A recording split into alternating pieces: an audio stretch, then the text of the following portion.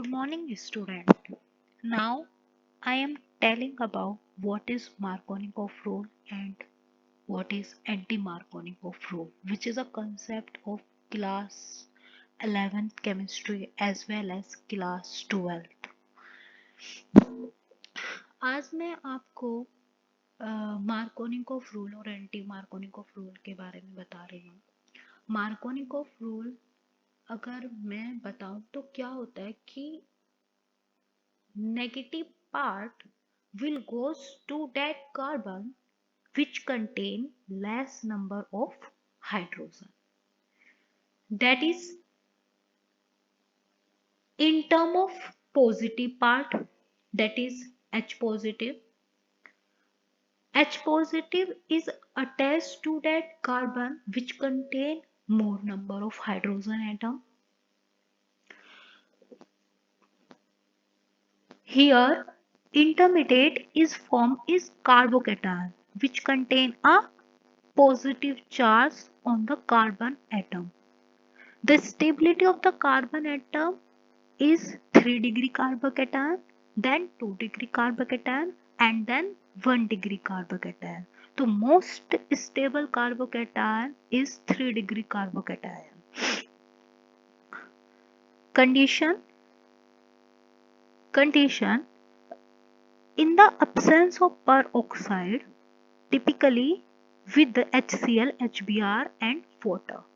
Means हमें यहाँ पे peroxide की यूज नहीं करना होता, हम नॉर्मली अपने हेलो एसिड्स वगैरह लेके उसी से ही हम अपना मार्कोनिकोव रूल को प्रोसीड कराएंगे। हमारा यहाँ पे एग्जाम्पल है कि हमारी यहाँ पे एल्कीन है। एल्कीन में हमारा क्या होगा कि जो एल्कीन होती है वो एक इलेक्ट्रॉन रिच मानी जाती है ड्यू टू पाई इलेक्ट्रॉन्स। तो एल्कीन को हम क्या मानते हैं? इलेक्ट्रॉन रिच बोलते हैं क्योंकि due to pi electrons available.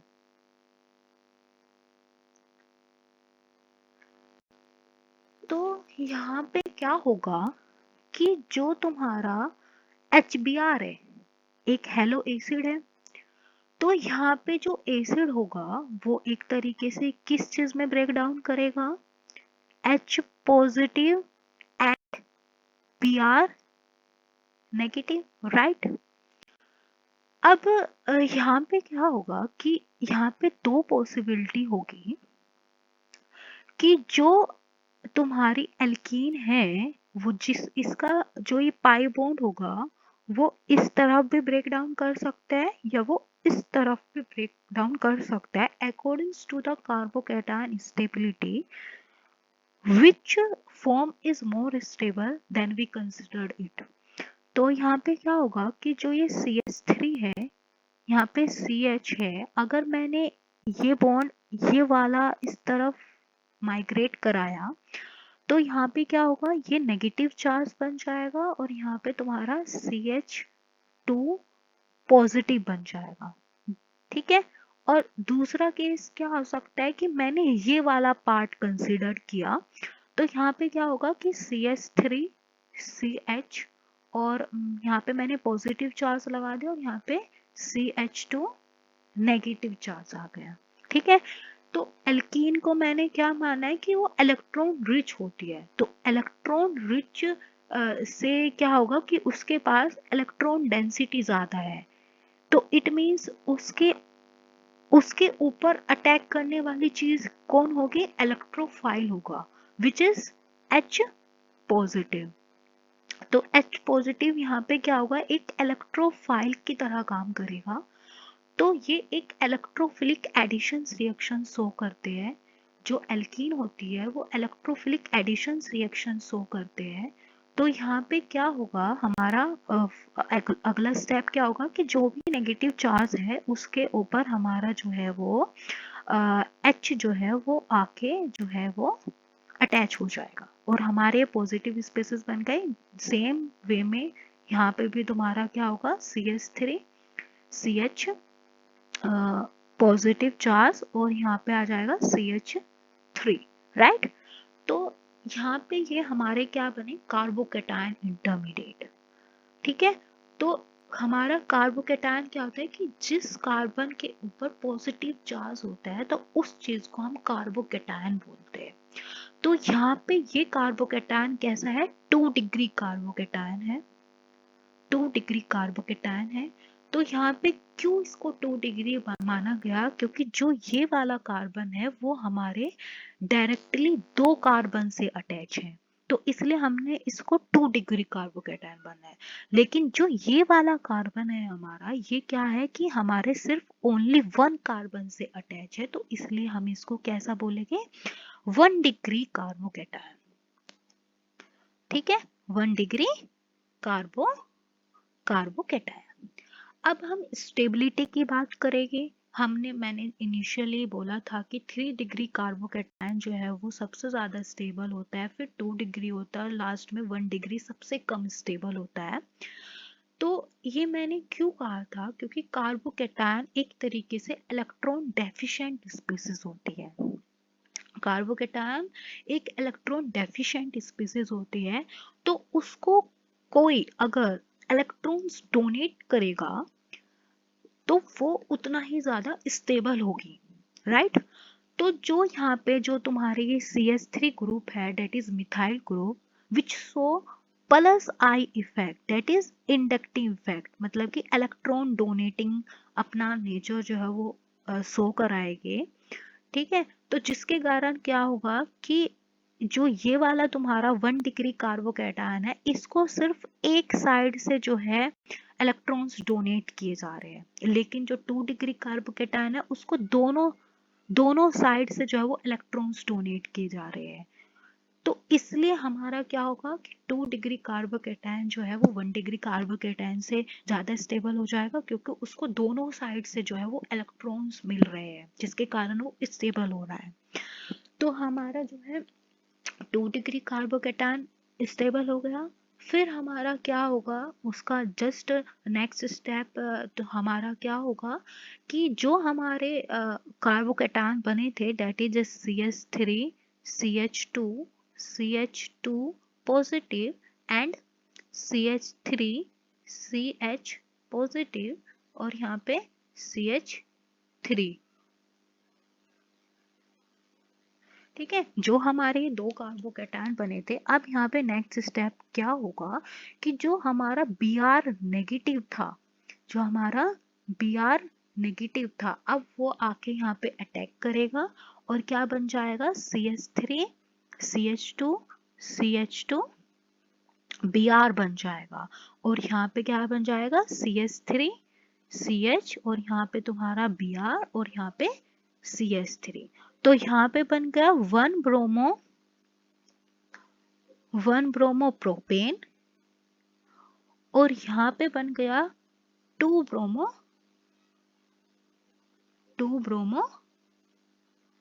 Propane.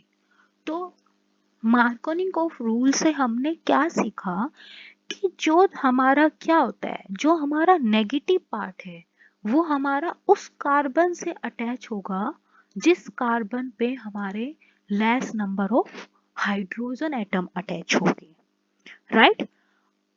तो हमने लास्ट में यही कंक्लूजन देखा, क्योंकि ये हमारा जो है वो मेजर प्रोडक्ट है और ये हमारा जो है वो माइनर प्रोडक्ट है। तो हमने जो इनिशियली जो एल्कीन ली थी CH3 CH double bond CH2, तो इसमें आप देख सकते हो कि जो हमने HBr की एडिशंस कराई थी, तो ये नेगेटिव पार्ट था, ये हमारा पॉजिटिव पार्ट था। तो ये नेगेटिव पार्ट हमारा उस कार्बन से जाके अटैच हुआ है जिसके पास कम नंबर में हाइड्रोजन एटम थे। तो ये हमारा मार्कोनिकोफ रूल होता है। इसमें हमारे कार्बोकैटायन इंटरमीडिएट बनता है। कार्बोकैटायन ये होता है जिसपे कार्बन पे पॉजिटिव चार्ज होता है, वो एक इलेक्ट्रॉन डेफिशिएंट स्पीसीज है। उसको जो जितना ज़्यादा इलेक्ट्रॉन्स डोनेट करेगा वो उतना ही ज़्यादा स्टेबल होगा। तो इसलिए हम कंसिडर करते हैं कि 3 डिग्री कार्बोकैटायन स्टेबल होता है, फिर उसके बाद उससे कम स्टेबल 2 डिग्री होता है, सबसे कम हमारा 1 डिग्री कार्बोकैटायन स्टेबल होता है। राइट। अब हम प्रोसीड करेंगे एंटी मार्कोनिकोव रूल के पास। अब एंटी मार्कोनिकोव रूल हमारा जस्ट अपोजिट होता है मार्कोनिकोव रूल के। तो एंटी मार्कोनिकोव रूल क्या बोलता है कि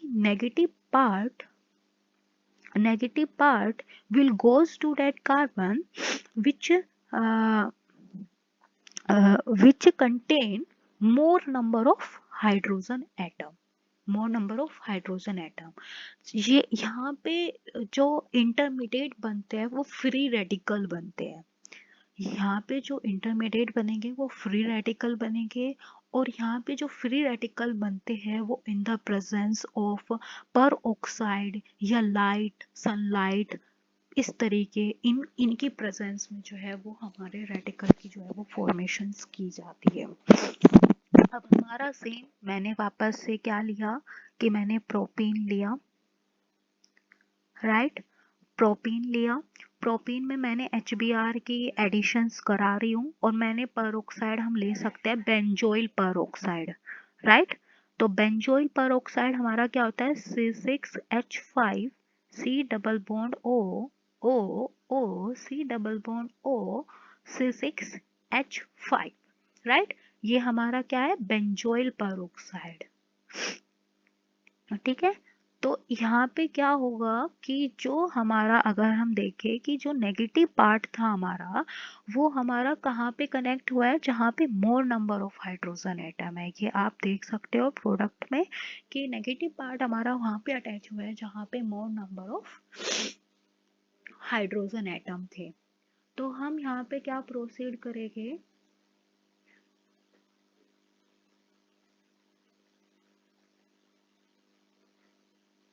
हम यहाँ पे देखेंगे कि क्या हुआ कि जो हमारा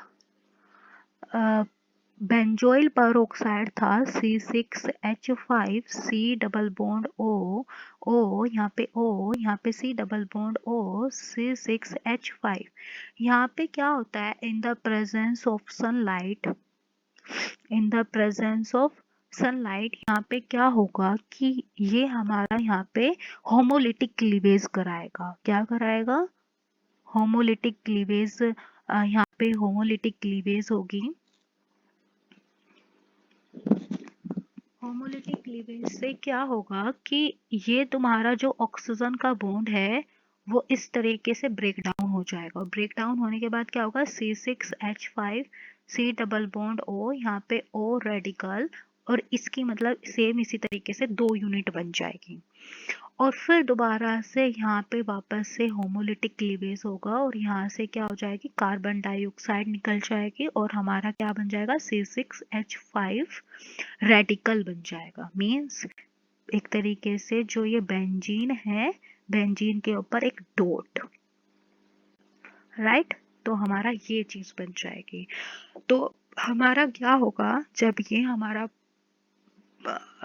ये फ्री रेडिकल ये जनरेट हुआ, फिनाइल रेडिकल जिसको हम बोलेंगे, फिनाइल रेडिकल जो हमारा ये जनरेट हुआ, तो ये क्या करेगा जो हमारा HBr है उसका भी होमोलिटिक क्लीवेज करा देगा। तो यहाँ पे इस तरीके से चीज बन जाएगी। तो यहाँ पे जो बेंजीन रिंग है वो H रेडिकल को अपने साथ अटैच करके क्या बना लेगा, बेंजीन बना लेगा, और Br रेडिकल्स जो है वो जनरेट हो जाएगा। अब नेक्स्ट रिएक्शन हमारी किसके साथ होगी, Br रेडिकल के साथ होगी। तो जो हमारी एल्कीन है क्या CH3 CH double bond CH2, तो हमारा जो है जो Br रेडिकल है, तो इस एल्कीन का भी इस बार क्या होगा होमोलिटिक क्लीवेज ही होगा, और होमोलिटिक क्लीवेज होने के बाद क्या बनाएगा CH डॉट। राइट। और यहाँ पे भी CH डॉट। तो जो ये Br रेडिकल होगा वो दो फॉर्म में अटैच होगा। सपोज करो एक बार तुमने यहाँ पे अटैच करा दिया, ठीक है, फर्स्ट पॉसिबिलिटी ये बना दी, और एक बना दिया क्या, CH, और यहाँ पे CH2Br, एक सपोज करो ये वाला बना दिया, राइट। तो सेम जैसे मैंने कार्बोकैटायन का बताया था कि कार्बोकैटायन जो है वो इलेक्ट्रॉन डेफिशिएंट नेचर के होते हैं, सेम जो है फ्री रेडिकल भी हमारे इलेक्ट्रॉन डेफिशिएंट नेचर के होते हैं। तो फ्री रेडिकल की भी सेम स्टेबिलिटी यही होगी कि 3 डिग्री वाला ज़्यादा स्टेबल होगा देन 2 डिग्री और फिर 1 डिग्री, राइट। तो यहाँ पे भी वही चीज़ होगी कि जो फ्री रेडिकल होगा उसको जो जितना ज़्यादा एक तरीके से डोनेट करेगा वो उतना ही ज़्यादा स्टेबल होगा, राइट। तो यहाँ पे क्या है कि जो ये कार्बन है इसके जस्ट बराबर में सिर्फ एक कार्बन है, तो ये 1 डिग्री फ्री रेडिकल है। और यहाँ पे क्या है कि यहाँ पे 2 कार्बन के साथ अटैच है, तो ये 2 डिग्री फ्री रेडिकल है। तो 2 degree free radical is more stable. तो यहाँ पे फिर हमारा क्या होगा, लास्ट में जो तुम्हारा फिनाइल रेडिकल था, फिनाइल रेडिकल वापस से जो बेंजीन रिंग बन चुकी थी वो बेंजीन रिंग वापस से H रेडिकल को डोनेट करेगा, और हमारे ये 1 बाय 1 जो है क्या करेंगे, वापस से ये CH3 में कन्वर्ट हो जाएगा। सेम यहाँ पे भी यही चीज होगी कि CH3 CH2 Br बन जाएगा। तो ये वाला तुम्हारा क्या होगा, मेजर प्रोडक्ट होगा, और ये वाला हमारा क्या होगा, माइनर प्रोडक्ट होगा। क्योंकि जो हमारा 1 bromo propane is major 1 and 2 bromo propane is minor one because due to the stability of free radical. Free radical हमारे सेम कार्बोकैटायन की तरह होते हैं, जैसे कार्बोकैटायन इलेक्ट्रॉन डेफिशिएंट नेचर के होते हैं, सेम फ्री रेडिकल हमारे इलेक्ट्रॉन डेफिशिएंट नेचर के होते हैं। तो थैंक यू। अगर कोई भी डाउट होगा तो आप मुझे मेरे से कमेंट सेक्शन में पूछ सकते हैं। Thank you.